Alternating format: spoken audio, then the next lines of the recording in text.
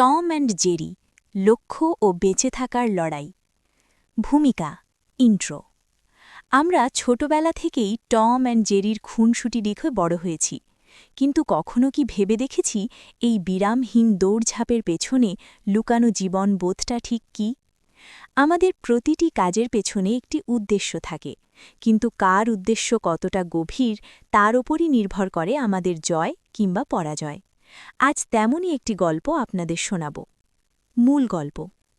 একবার টম অর্থাৎ বিড়াল জেরিকে ধরার জন্য প্রাণপণ চেষ্টা করতে লাগল। সকাল গেল, বিকাল গেল, সন্ধ্যা ঘনিয়ে রাত হল। দীর্ঘ প্রচেষ্টার পর ক্লান্ত হয়ে শেষমেশ টম বলল, জেরি, আমি আর পারছি না। আমি যেমন ক্লান্ত তেমনি ক্ষুধার্ত। আজকের মতো যুদ্ধবিরতি। তুমি ওই পাশে থাকো আর আমি এই পাশে থাকি। শুধু একটা প্রশ্নের উত্তর দাও। আমি সাইজে বড়, শক্তিতে বড়, এমনকি দ্রুততায়ও বড়, বংশমর্যাদাও বেশি। তারপরেও কেন আমি তোমাকে ধরতে পারছি না? জেরি শান্তভাবে উত্তর দিল, পারছ না কারণ তোমার দরকার রাতের ডিনার, খাবার, আর আমার দরকার নিজের জীবন বাঁচানো।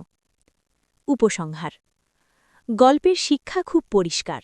আপনি আপনার লক্ষ্য নিয়ে কতটা সিরিয়াস সেটাই নির্ধারণ করবে আপনার সাফল্যের হার।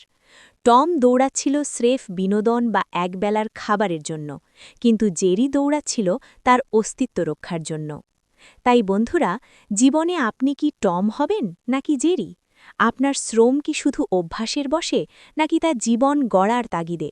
সিদ্ধান্ত আজই নিন। আল্লাহ পাক সবাইকে সঠিক পথে চলার এবং সঠিক বুদ্ধি দান করুন। আমিন।